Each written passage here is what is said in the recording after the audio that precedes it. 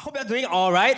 We are stepping into the part 2 of our faith series, okay? So last week, CJ talked about when God speaks, right? And how God gives you a word, a promise, a direction into your spirit for your next season in your life, okay? So you ready for the message today? Now let's start with this thing, right? Is that if you know me, I love watching sports. And recently, right, I don't know if it's an age thing or what, right? But I'm hooked on to martial arts. Watch only, I cannot do. Okay?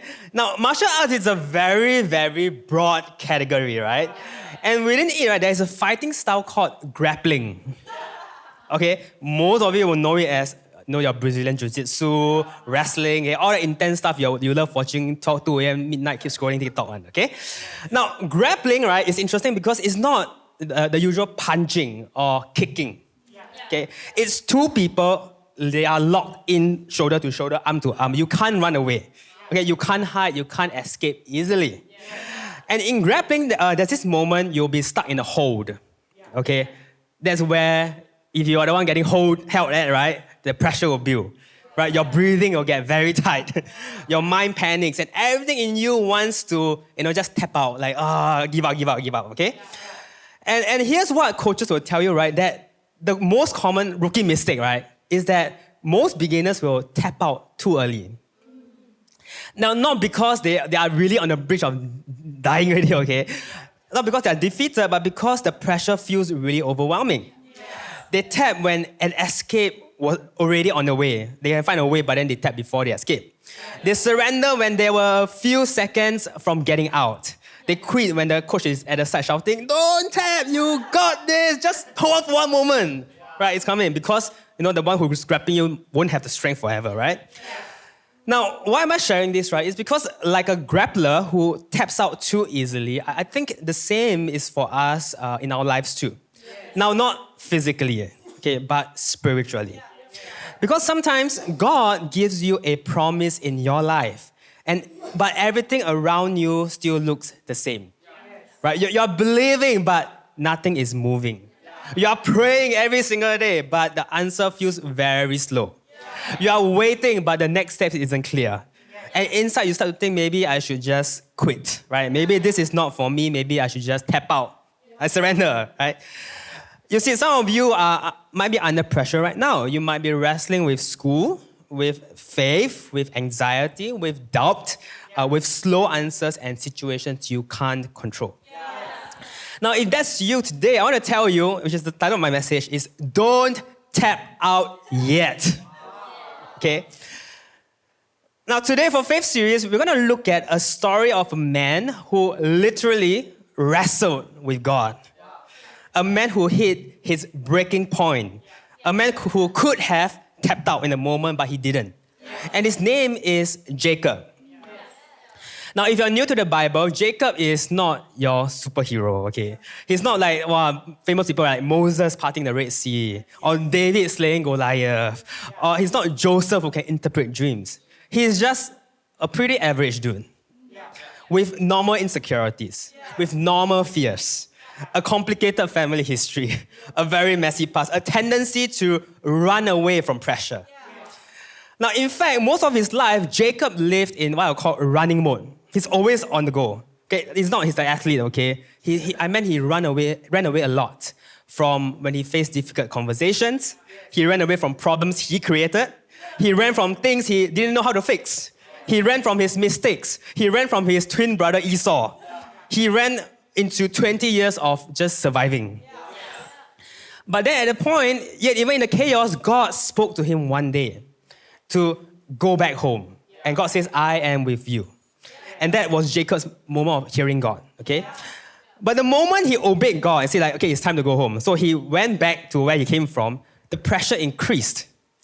Now, he received this news that Esau, okay, his twin brother, whom he betrayed, is coming towards him with 400 men. Now, it's not to welcome him, okay? It's like a harder, right? No. Okay, imagine that, 400 people charging at you, okay? Jacob, at this point, he can't run anymore. He can't fight, he can't negotiate, he can't fix it, he can't plan his way out. He is kind of stuck in this moment. He is surrounded with his past, and his future is scary. He is overwhelmed. He's at this breaking point of his life.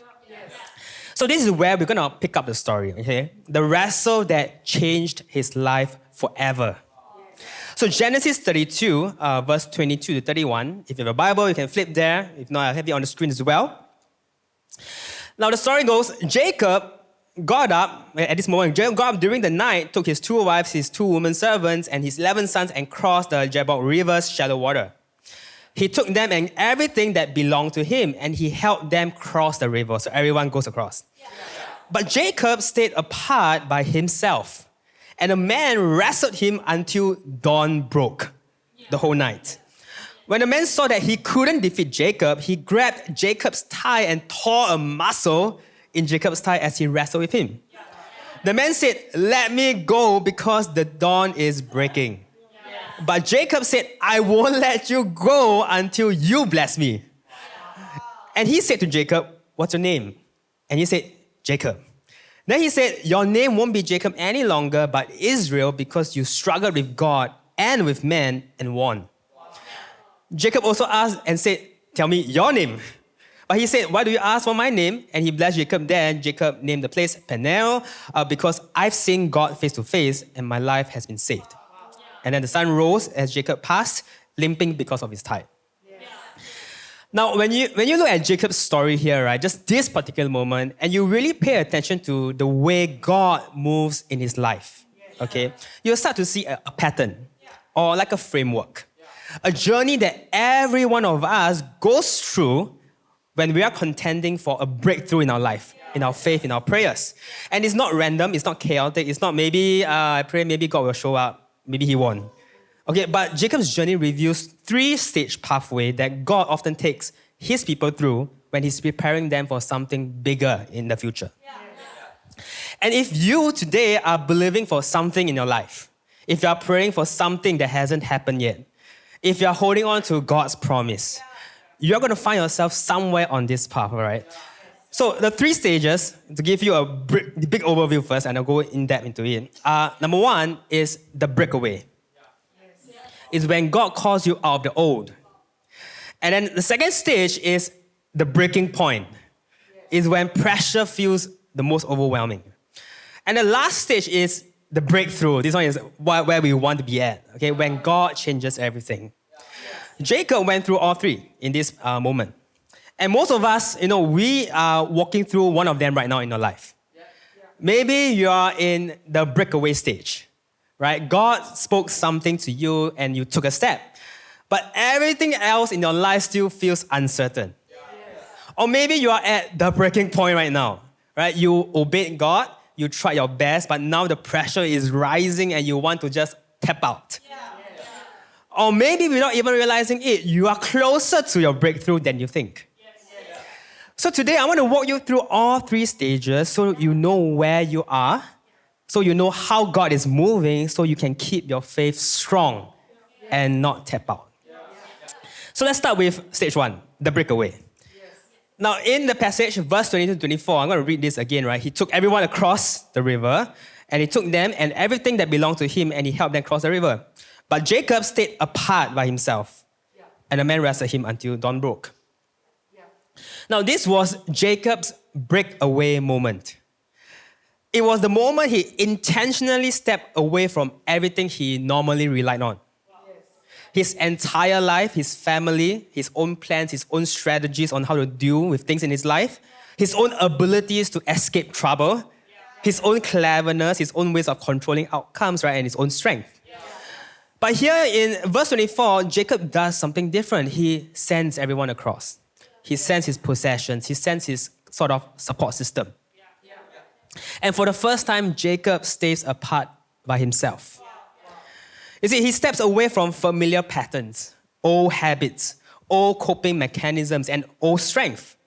Now, not to run away from life, but to reset, to create space for God, to break the cycle in his life, to reevaluate his life, to prepare himself for the future God was calling him into. So listen, breakaway is not running away, it's different.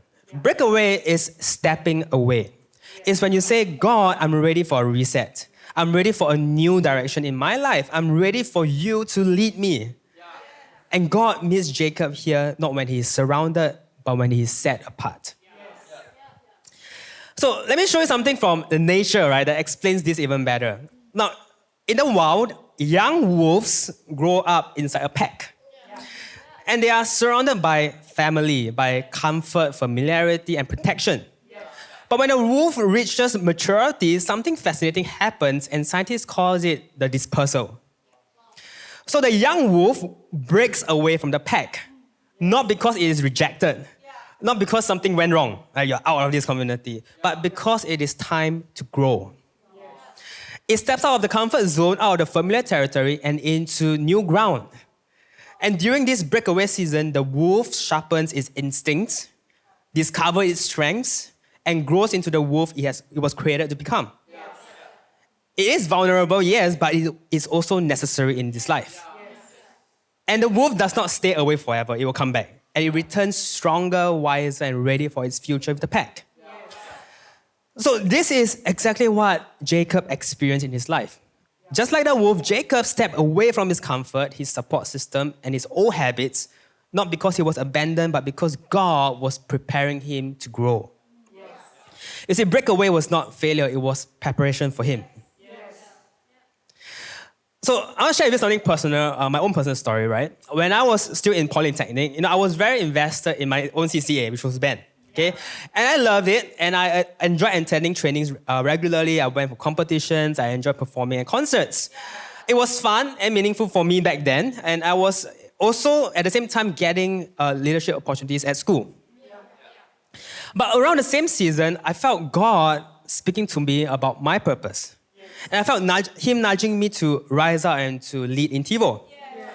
Now, for me back then, I suddenly found myself torn between two good things. I mean, I only have a limited time, right? I had to make a brutally honest evaluation of my life. What do I really want? Right? What kind of leader am I called to be? What will bring me the deepest fulfillment? Now, I was not running away from my CCA. I was not ghosting anyone, okay? I was not avoiding responsibilities, but I was doing a kind of like a breakaway reset. I have to be real to myself. I knew that if I wanted to step into the future God had for me, I could not hold on to everything from my past season. Right? So I made a difficult decision, not to quit my CCA entirely, but to reorder my priorities. To give God the best years of my life. To say yes to leadership in TiVo. To break away from what I was comfortable, what I was finding fulfillment in the point of time, so that I could grow into who God was calling me to be in that season. And honestly, I've never regretted that decision. Because in that season, my faith as a Christian grew. My leadership grew. My purpose became clearer. God did something inside me that would never have happened if I stayed in my old patterns, my old life. So I just want to talk to two groups of people here, right? First, if you are new to faith, breakaway doesn't mean abandoning your life, what you're doing right now, or running away from everything. It simply means giving God a little space in your life. Setting aside the noise long enough to hear Him speak. And in that moment to be open, to be honest in your life, to be real. Breakaway for you might simply sound like, God, show me who you are, show me who I can become. And if you've been in church for a while, breakaway is your reminder that God cannot build a new future on top of your old patterns if you refuse to let go. You see, some of us are still relying on old habits, old cycles, old ways of thinking, or comfort zones that feel safe but keep us small. God is pulling you into the breakaway moment this season. Not to isolate you, but to reset you. To sharpen you, to grow you, to position you for what is coming next. So, I want to encourage everybody, whether you are new or, you are here for a while already, to do one thing in this week, right? Which is in your prayer time. Number one, to ask God honestly, what are you, God, asking me to break away from? And I want you to identify one pattern that is holding you back this season. It could be like overthinking, distractions. Sometimes you are lazy to pray. Sometimes it's the fear of like, oh no, I need to lead right now. I can't, I don't know how. Or perhaps some of us, we are relying on ourselves too much. And the second thing to do, after asking that question and figuring it out, is to create a Jacob moment, right? Just 10 minutes, no phone, no noise, just you and God. And pray to God, God, I am ready for a reset. Ask God to break you from what is holding you back. Listen, breakaway is the doorway to your breakthrough. But only if you do not tap out early or during the pressure. You see, Jacob did not break through because he was perfect. He broke through because he set himself apart long enough for God to intervene, to step in. And the same God who met Jacob wants to meet you in your moments of breakaway. Okay? Now, the second stage, the breaking point. I love this one. So verse 24, it says, and a man wrestled him until dawn broke. Okay, let's say earliest, okay, maybe they wrestled since 12 a.m. Dawn break, in Singapore is what, usually 6:30. That's 6.5 hours, okay? In a wrestling match, you don't wrestle for 6.5 hours. Now, this was not a short struggle, right? It was an all-night wrestle that pushed Jacob to his limits. If it was me, I would have given up for 60 seconds. And something surprising happens here. The passage says the man could not overpower Jacob, so God deliberately touches Jacob's thigh and tore out a muscle, dislocates it. In a wrestling match, if something tears, you tap out. But Jacob continued. Now, just to segue here, right? This shows us something important, right? There are actually two wrestles happening here. And the first was a physical wrestle.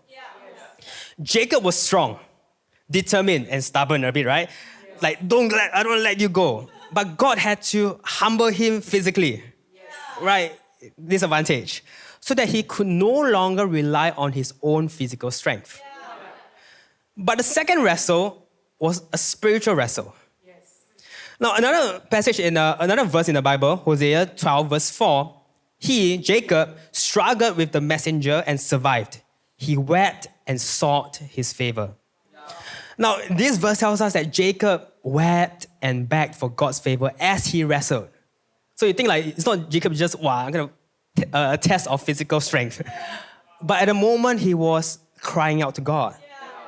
No, he wasn't fighting with just his body, he was wrestling with his soul. He was wrestling in his prayer for his future, for who he would become. You see, Jacob was broken physically, but something spiritual was awakening inside him.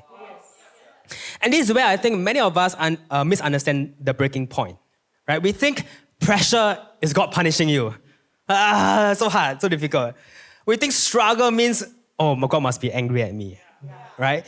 But the breaking point is not where God punishes you. It's where God prepares you. You see, a breaking point is the moment God shifts you from self-reliance to spiritual reliance. You're relying on God. It is where your old strength breaks so your new strength can rise. So another analogy I want to give you, right, is this concept of boiling water. That everybody know, right? Chemistry. When you first apply heat, the temperature rises quickly. Right? You can see change if you were to draw a graph as well. You can measure it, you can feel it even. But as the water gets close to boiling point, something strange happens, right? The temperature starts rising a little bit slower. It takes longer, right? And it looks like nothing's happening. You're just waiting. My Milo is still waiting for you to come in, right?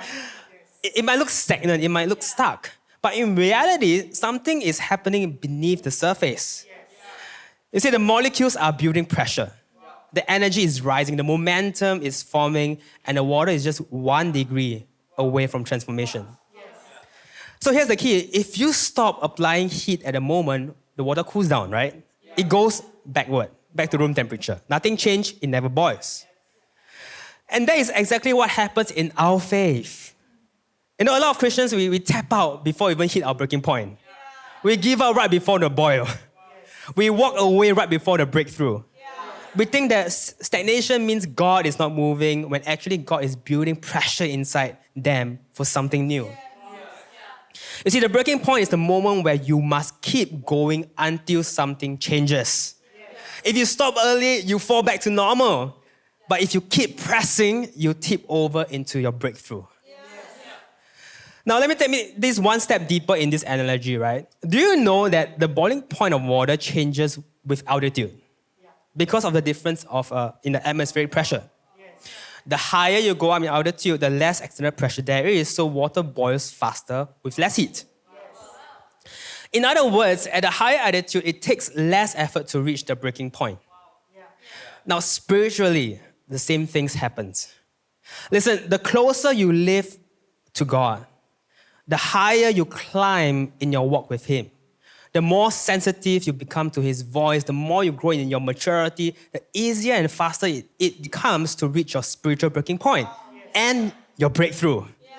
It takes less pressure, less struggle, less wrestling. You adjust faster, you transform quicker. You see, if you want to experience many breakthroughs in your life, how many of you want to do that? Right? You cannot stay at just your spiritual sea level, right, forever. You have to level up in your life. You have to grow higher. You have to deepen your relationship with God. You have to pray consistently. You have to read the Bible consistently. And follow through with what God is telling you this season. You see, because at higher spiritual altitude, your spiritual boiling point becomes lower. Breakthrough becomes more natural. Your faith becomes stronger. So I hope you are catching on to what I'm saying here, right? Now, to the new friends here, your breaking point may simply be honesty. Telling God that I don't have everything figured out in my life right now, but I want to know you, God. And that is the beginning of real faith. And to the Christians here, your breaking point is the moment you push deeper instead of tapping out. When you pray strong, pressing in even when you don't feel like doing it. When during worship, that you still lift your hands and worship wholeheartedly even if you're tired. When you give your best to serve others, even when you had a bad day. When you choose to hold on instead of walking away, or famous line, tomorrow and do lah, tomorrow. There's always tomorrow, right?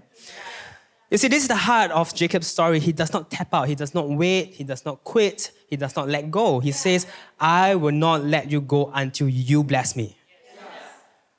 You see, for us, that is our posture at the breaking point.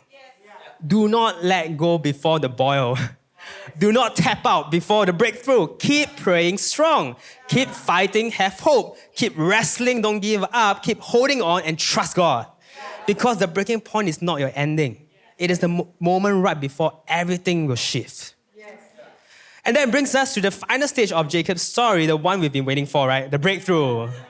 We love it here. Now, verse 26 to 28, the man said, let me go because the dawn is breaking. But Jacob said, I will let you go until you bless me. And he said to Jacob, what's your name? And he said, Jacob. Then he said, your name won't be Jacob any longer, but Israel, because you struggled with God and with man and won. Now, Jacob's breakthrough comes at daybreak. After the darkest part of the night. After wrestling until he had nothing left. He got injured even. After reaching that breaking point, right? Breakthrough comes the moment he refuses to tap out. But notice something surprising, right? I don't know if when you read that, it's like, why would they do that? God does not begin the breakthrough with a miracle. You are blessed, yay, everything happy, full stop. The Genesis ends there. He does not immediately declare the blessing. He does not raise his hands and surrender. Instead, God asks a question that almost feels a bit funny. What is your name? Imagine that, right? You fight for 6 hours already. Then after that, you stand up and go, what's your name? Now, you see, to me, I don't think it's a random detail. And I think it's actually a very powerful moment. It's a sacred moment.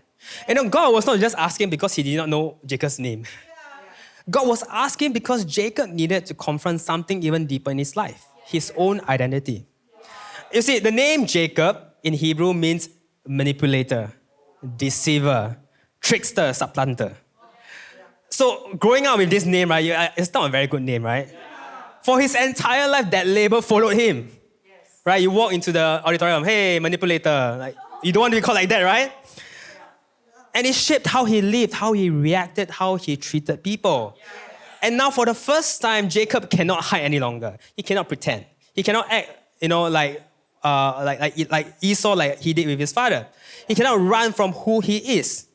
So when God asks, what is your name? Jacob is forced to bring the real him to God. His past, his patterns, his weaknesses, his failures. And he just answers honestly, my name is Jacob. This is the moments of his confession. His moment of surrender, his moment of complete vulnerability. And right when Jacob admits who he truly is, God speaks first on who he will become. Right? Your name will no longer be Jacob, but Israel. And Israel means God wrestler. The one who clings on to God. The one who fights through the night. The one who refuses to let go. The one whose strength is not in his own ability, but in his trust and relationship with God. You see, this is the heart of breakthrough. Breakthrough is not just God giving Jacob something and then leave. Breakthrough is God transforming you into someone else. It is blessing and becoming. You see, God changes not only Jacob's situation, but his identity. He gives him a new name, a new future, a new vision for his life. And Jacob no longer is trapped in his past. He's no longer shaped by insecurity. He's now living his life with a new purpose, marked by calling and by destiny.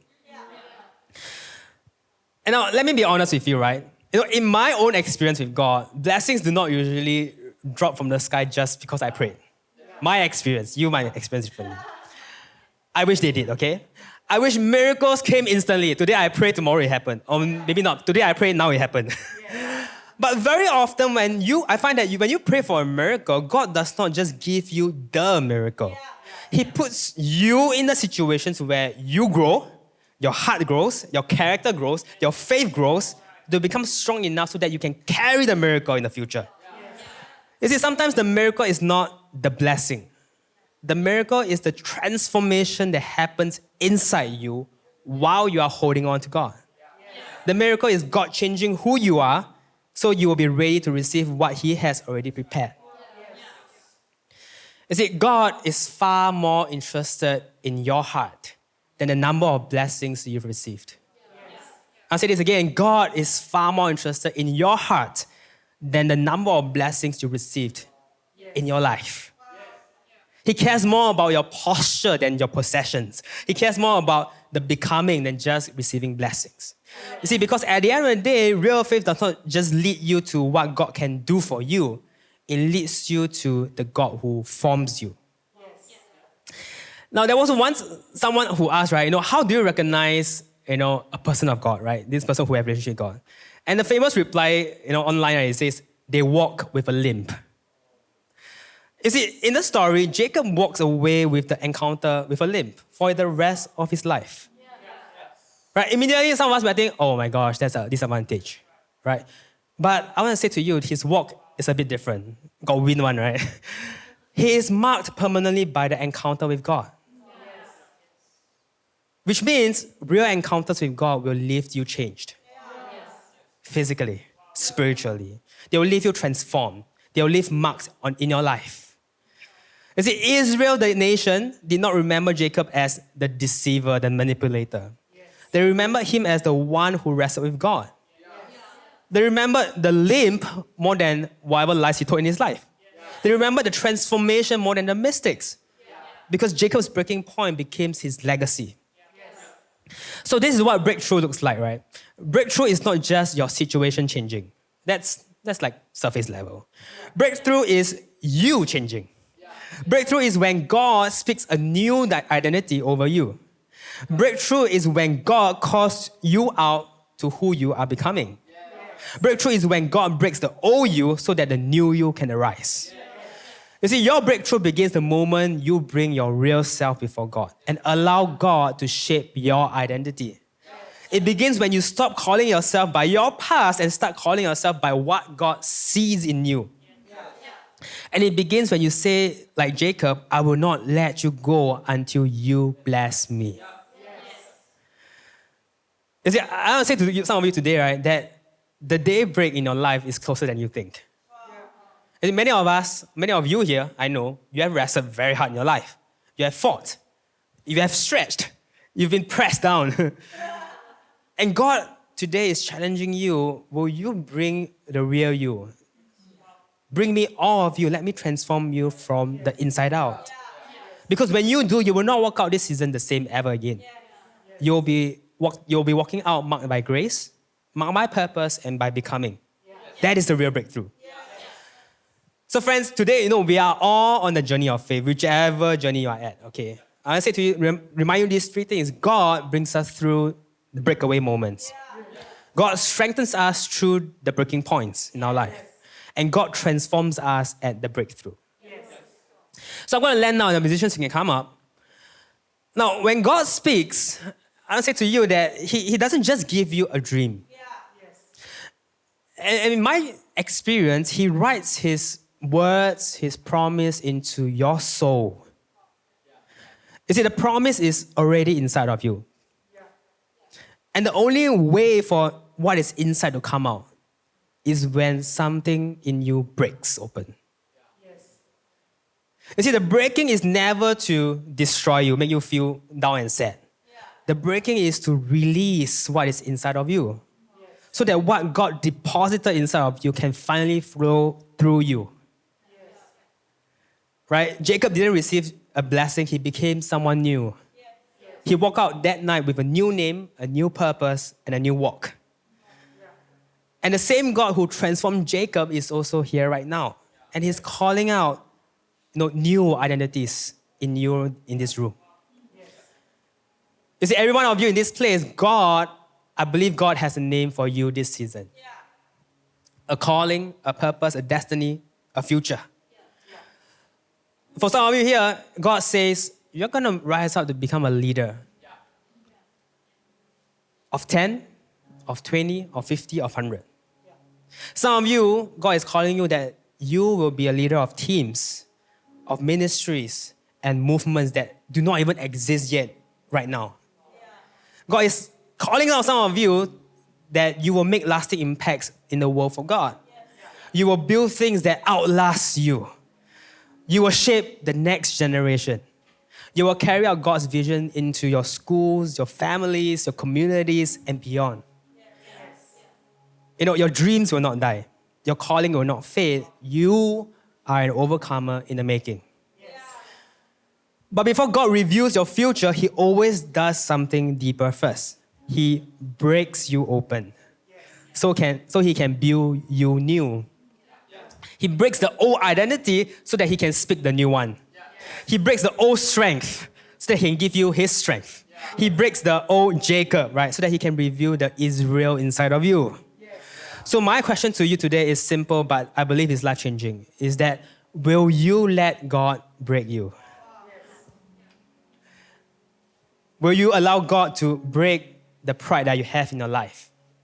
To break the fear, to break the patterns that has been controlling you, to break the comfort zones, to break the old attitudes, the old identity, to break anything that is stopping His promise from flowing through you. You see, this is what I learned in my life, and this is the most mature thing that I've come to at this stage of my life right now, is that I think the most powerful breakthrough is when you come to God and say, God, break me. No one wants to do that, right? Right? I don't want to suddenly get myself injured. But spiritually, it's important to come to God in your worship, in your prayer time, and say, God, today will you break me? So that I can, walk into the future that you called me to. So 3 things, right? Breakaway, the breaking point, and the breakthrough. Right? This is the journey God is calling you into today. And for some of you, your daybreak is closer than you think. Your breakthrough is nearer than it feels. You're on the edge of becoming who God designed you to be, of who God designed TiVo to be. Right? So, to end off with the title of my message, do not tap out now. Right? Turn to your friend and say, don't tap out yet.